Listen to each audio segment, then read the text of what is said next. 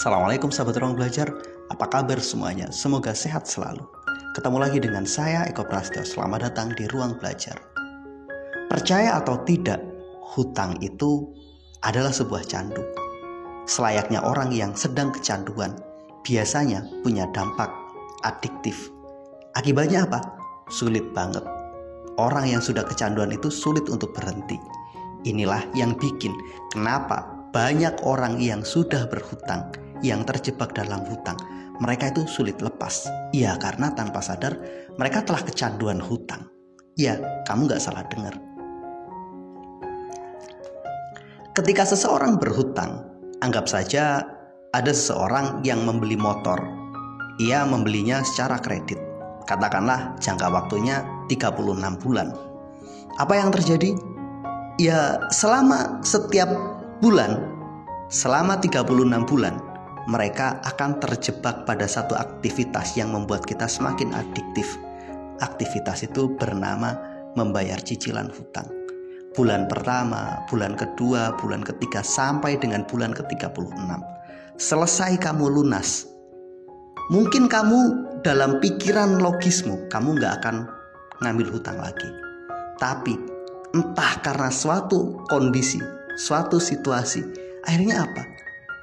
Ada saja satu situasi yang membuat kamu terjebak dan terpaksa berhutang lagi, dan kamu pun mencicil lagi.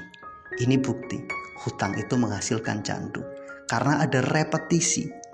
Kamu melakukan aktivitas yang sama yang diulang-ulang terus-menerus, akhirnya menghasilkan satu aktivitas yang harus terus dilakukan, selayaknya seorang yang kecanduan. Ada 3 bukti yang menunjukkan bahwa hutang itu sebuah candu. Dan karena hutang itu sebuah candu, jadi wajar banyak orang sulit banget keluar dari candu hutang itu. Pertama, coba kamu cek. Layaknya orang yang kecanduan itu biasanya dosisnya semakin lama semakin naik.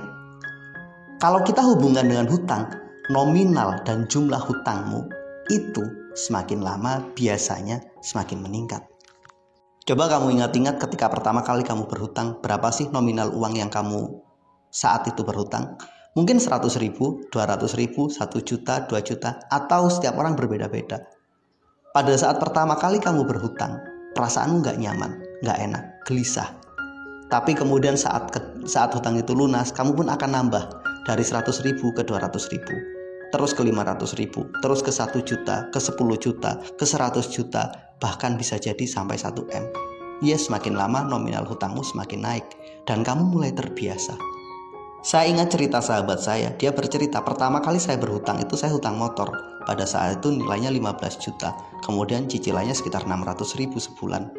Awalnya nggak nyaman, awalnya gelisah, awalnya berpikir sanggup nggak sih saya bayar, tapi akhirnya mulai terbiasa, mulai berdamai dengan situasi itu.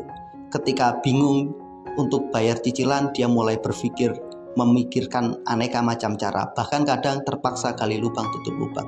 Begitu seterusnya sampai akhirnya ia pun mampu melunasi hutang itu. Kemudian mulai berpikir untuk berhutang hal yang lainnya. Akhirnya jumlahnya naik. Dari sini kita sadar bahwa hutang itu memberikan efek adiktif. Awalnya tidak nyaman, mulai terbiasa, akhirnya mulai kecanduan, dan akhirnya naik level. Bukti kedua, orang-orang yang kecanduan, entah game, entah narkoba, entah rokok, atau apapun, mereka itu sadar kalau itu hal buruk. Mereka paham kalau ini sesuatu yang gak boleh dilakukan, tapi mereka gak bisa berhenti. Mereka merasa sangat-sangat sulit untuk bisa lepas. Ini sama dengan orang-orang yang terjebak hutang. Mereka tahu ini hal buruk, mereka tahu mereka gak nyaman, mereka tahu ini sesuatu yang membuat mereka harus segera meninggalkannya. Tapi ketika ada kesempatan, ketika mereka punya momen untuk segera meninggalkan hutang itu, ada saja satu situasi yang membuat mereka terasa sangat berat. Akhirnya apa? Ya, mereka hutang lagi dan hutang lagi. Coba evaluasi diri. Ada nggak? Pernah nggak mengalami satu situasi dan kondisi seperti ini?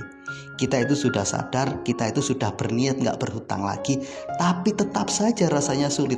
Akhirnya kita ya hutang lagi. Gali lubang tutup lubang, begitu seterusnya. Paham ini nggak baik, tapi kita sulit untuk lepas. Inilah ciri bahwa hutang itu sebuah candu. hutang itu punya efek adiktif. Yang masalah utamanya sebenarnya bukan masalah finansial, tapi masalah utamanya tentang niat utama untuk keluar dari jerat hutang itu. Semakin besar niatmu, semakin kuat usahamu untuk bisa keluar. Yang ketiga, layaknya orang-orang kecanduan. Banyak orang yang kecanduan itu tindakannya nggak rasional.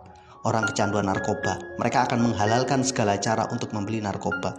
Mereka kecanduan game, mereka lupa waktu, lupa tempat, akan melakukan apapun untuk bisa bermain game.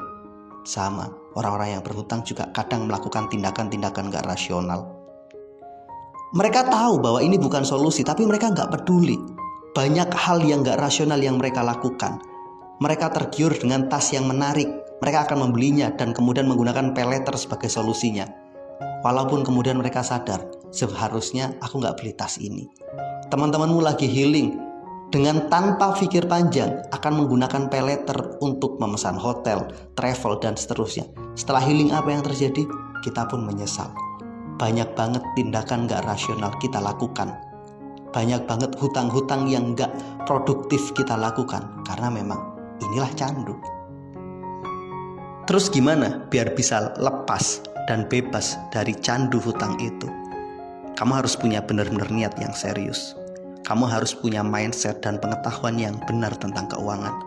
Dan yang ketiga, kamu harus benar-benar punya rencana yang konkret untuk bisa keluar dari jerat hutang itu.